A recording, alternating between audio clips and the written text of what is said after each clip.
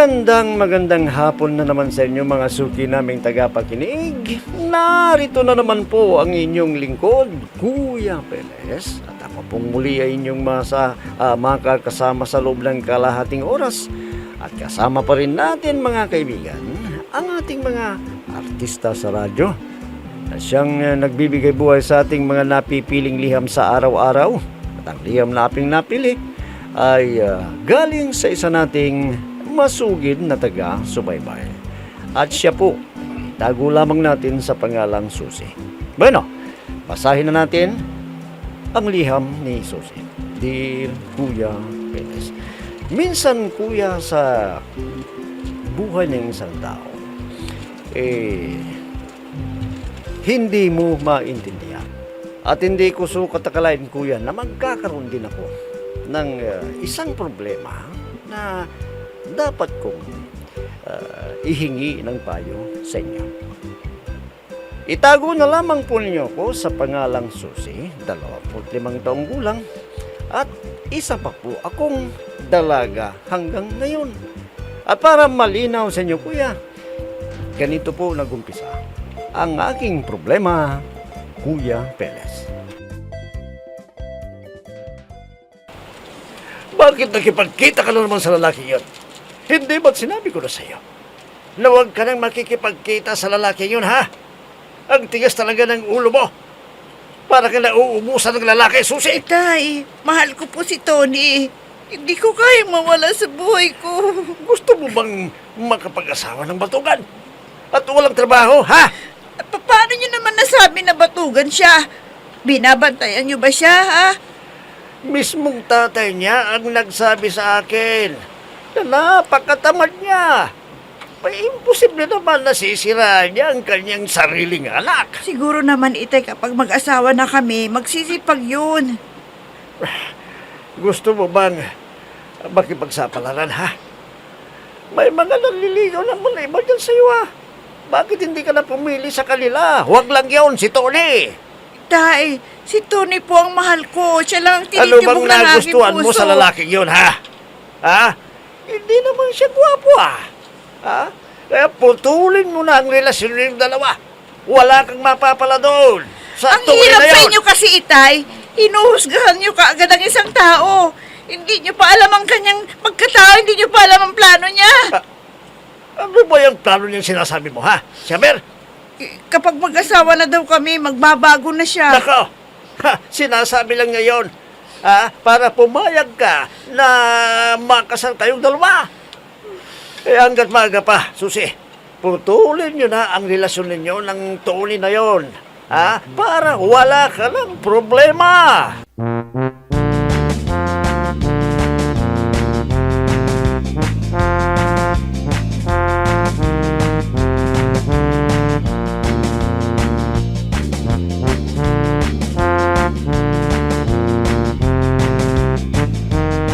Inay, bakit ganun si Itay?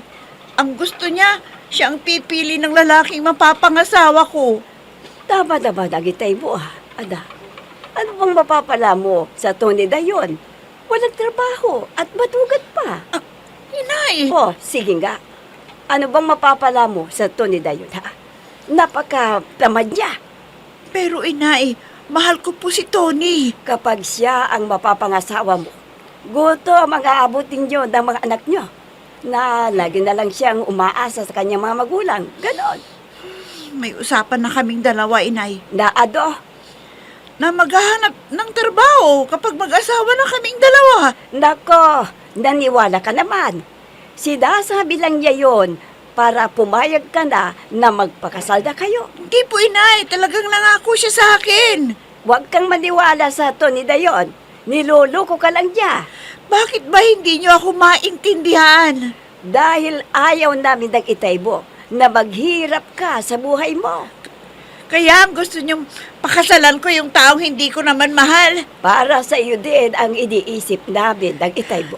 Mas lalo niyo akong pinapahirapan sa ginagawa niyo eh. Naku anak, ang tigas talaga ng ulo mo. Ako ang makikisama, hindi kayo. Kaya pwede ba? Pabayaan niyo na lang ako kung sino yung lalaki makakasama ko habang buhay. Sose, Opo, Inay. Ako ang pipiling na lalaki kung sino ang pakakasalan ko. Sige.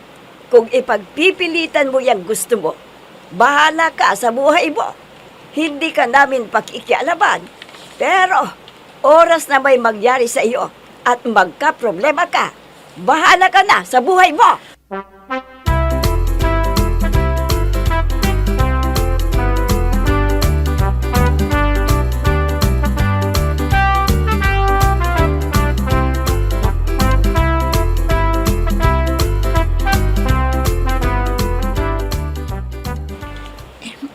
Tony, mahal kita. Pero kailangan na sundin ko ang gusto ng aking mga magulang. Mahal ko din sila eh. Pero Susie, nagmamahalan tayo, hindi ba? Tony, alam mo, kung ipagpipilitan ko ang gusto kong mangyari, itatakwil nila ako. Paano ng pagmamahalan natin? Mas makakabuti pa siguro na humanap ka na lang ng ibang mamahalin mo. Pero bakit? Di ba nangako ka sa akin na kahit na anong mangyari, hindi tayo maghihiwalay? Magulang ko naman ang mawawala sa akin. Kaya please, intindihin mo naman ako. Kung akala ko pa naman, kaya mo akong ipaglaban sa mga magulang mo. Yun pala, wala rin. Alam mo naman kung gaano kita kamahal, Tony. Mahal na mahal kita. Yun naman pala eh. Di, magtana na lang tayo. Mamayang gabi, magkita tayo. Nalalaman mo ba yung sinasabi mo, ha? Alam mo rin kung gaano kita kamahal, Susie. Kaya nakahanda akong gumawa ng paraan para lang magkatuluyan tayo. Buo na ang aking desisyon. Kalimutan mo na ako. At humanap ka na lang ng babaeng kapalit ko. Susie!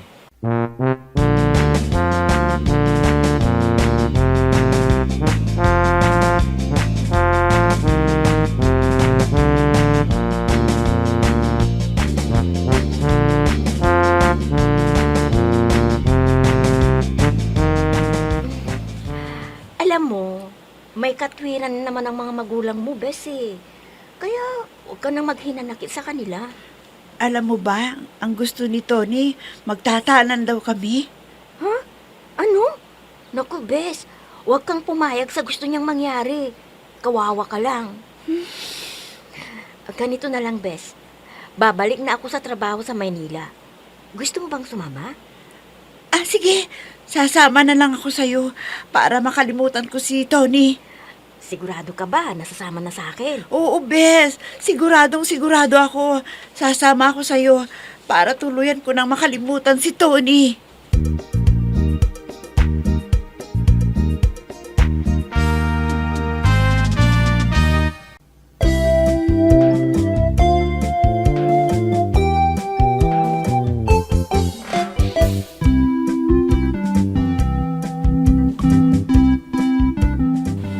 Para makalimutan ko si Tony Kuya, ay sumama ako sa aking kaibigan sa Maynila para magtrabaho.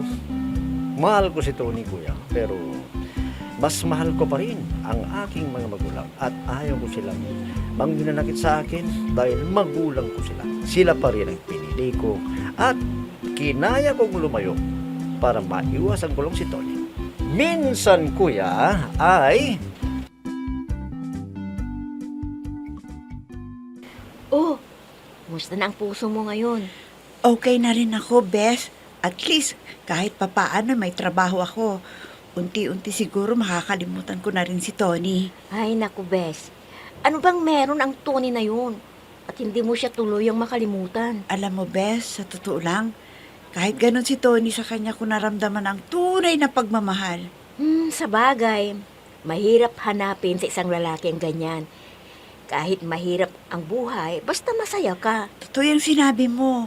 Hindi baling magdildil na lang ako ng asin, basta wag lang sasaktan ng lalaking pakakasalan mo. Yan din ang ipinagdarasal ko, Bes. Ang makahanap ka din ng lalaking magmamahal sa'yo ng tapat. At yung hindi ka sasaktan. Kaya nga eh. At yun ang nakita ko kay Tony. Kahit mahirap lang sila at sinasabi ng mga magulang ko na maghanap ako ng iba at maghihirap ako sa piling niya, pinaglaban ko pa rin ang pagmamahalan naming dalawa. Kaya lang, yung mga magulang ko ang masasaktan. Kaya, isinakripisyo ko na lang ang pagmamahalan naming dalawa.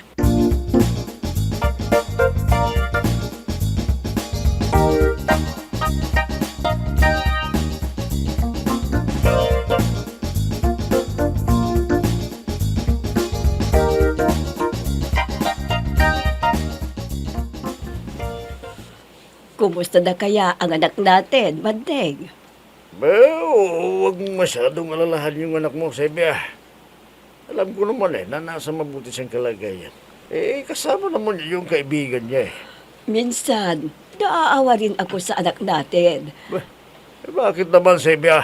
Alam natin na mahal na mahal niya si Tony. Hayaan mo na yan. Nakalimutan din niya si Tony na yon. At isa pa, di ba? May kalibin na ngayon ng Tony na yon. May kinakasama na siya. Oo, may asawa na nga siya. Buti nga yun, para kalimutan na niya yung anak natin. Ano bang nakita ng ating anak sa Tony na yun? Bay, tingnan mo. Kawawa yung napangasawa niya ngayon. Ay, May talagang tanga yun. napakataman eh. Tanga yung babae siguro. Talagang Kaya tanga. nakipag-live-in kay Tony.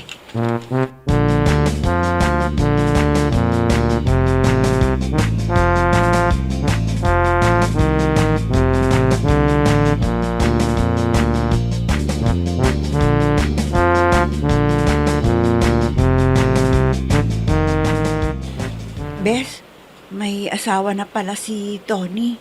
Ah, paano mo nalaman na may asawa na siya? Sinabi sa akin ni Inay nung tumawag siya sa akin. Masakit ba sa'yo na may asawa na si Tony? Siyempre, hindi mo rin maaalis na masaktan ako. May nakaraan na kami. Huwag mo nang isipin yan, Bes. Makakalimutan mo rin siya. Oo naman, pero mahirap kalimutan ang taong minahal mo ng buong puso. Eh, yun nga lang. Naintindihan kita, Bes. Talagang mahal mo siya. Pero mas mahal ko ang mga magulang ko. Mas matimbang ang pagmamahal ko sa mga magulang ko kaysa kay Tony. Kasi wala ako dito sa mundong ito kung wala ang mga magulang ko, hindi ba? Totoo yan. Ako rin, walang katumbas na pagmamahal ang pagmamahal sa magulang. Dahil silang nagpalaki sa atin mula pagkabata natin. Pwede ba, Bes? Huwag na nating pag-usapan yan. Ali ka na, mag-impake na tayo. Uuwi na tayo sa probinsya natin.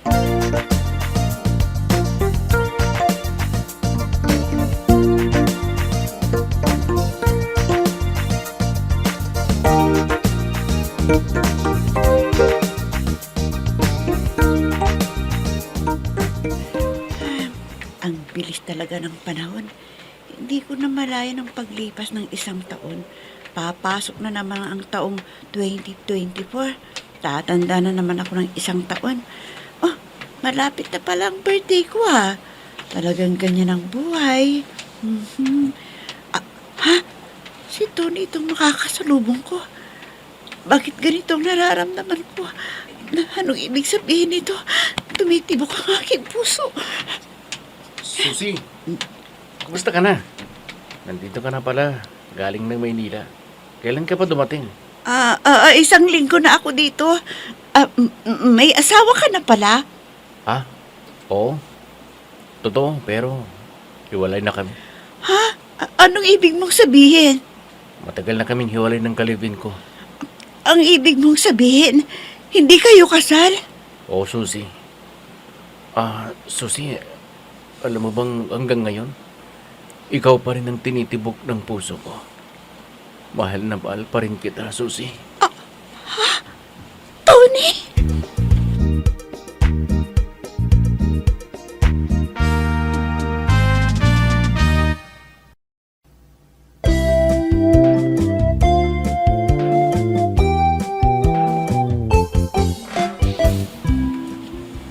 Lumayo ako, kuya. Para lang makalimutan ko si Tony. At nagkaroon siya ng kalibin nung naghiwalay kami. Pero hindi rin nagtagal, kuya, ang kanilang pagsasama. Naghiwalay din. At unti-unti ko na sanang nakalimutan, kuya. Pero nang pag-uwi ko sa aming probinsya, ay muli kami nagkita. At nagpaliwanag sa kuya kung anong nangyari. Kuya, hindi ko pa rin pala tuluyang nakalimutan. Mahal ko pa rin si Tony. Kahit nagkaroon kami ng personal breakdown. Ano po bang dapat kong gawin, kuya?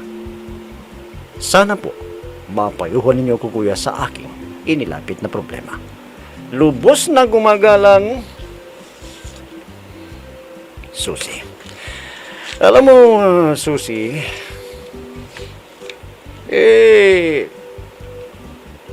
ang mga magulang ayaw nilang mapahamak ang kanilang anak. Kaya nga pinayuhan ng mga magulang mo na humanap ka ng lalaking mas karapat dapat sa'yo. Ikaw ba, nakikita mo naman, isang lalaking walang trabaho, ayaw magbanat ng buto, yan ba yung gusto mong mapangasawa? Alam ko na mahal mo si Tony, pero mas nangibabaw pa rin ang pagmamahal mo sa mga magulang mo. Kaya nga lumayo para malimutan mo siya at sundin mo yung mga magulang mo sa kanilang gusto mangyari. Pero ano ba itong nangyari? Pag-uwi mo na naman dyan sa inyong probinsya, abay nalaman mo, nagkaroon pala siya ng karelasyon. May kalibin na siya pero naghiwalay. Pero bakit ganyan? Bakit parang nag-iba na naman ang ihip ng hangin? Na gusto mo pa yata makipagbalikan sa kanya.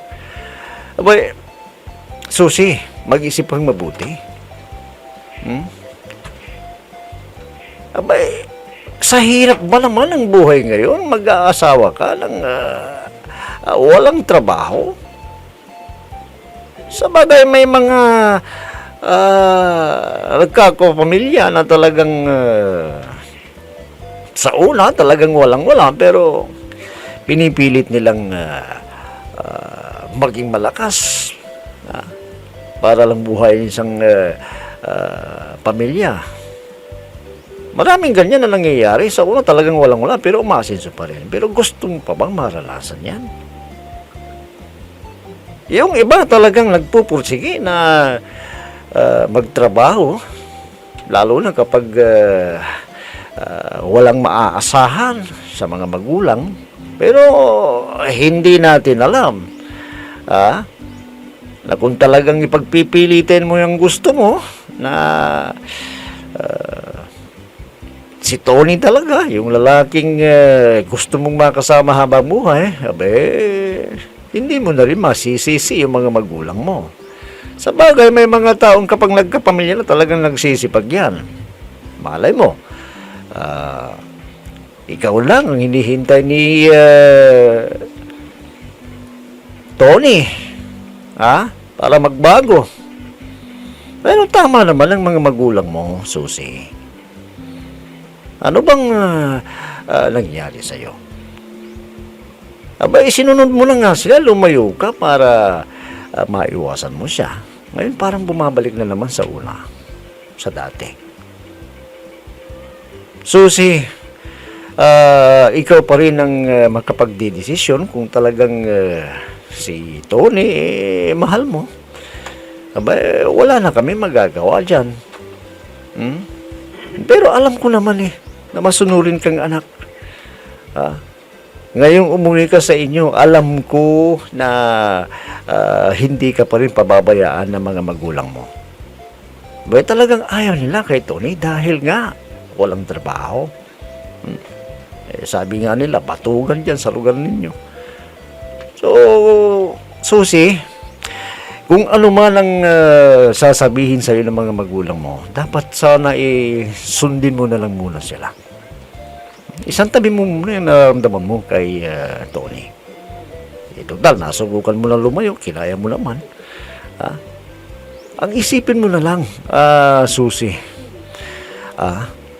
yung hirap ng buhay ngayon, gusto mo bang maranasan ang mga nararanasan ng iba? mag-isip kang mabuti. Sa'yo pa rin ang huling desisyon kung ano talaga ang gusto mong mangyari sa buhay mo. Well, yan na lamang sigurong masasabi ko sa'yo. Susi, at naway kahit papaano ay napayuhan kita sa iyong inilapit na problema.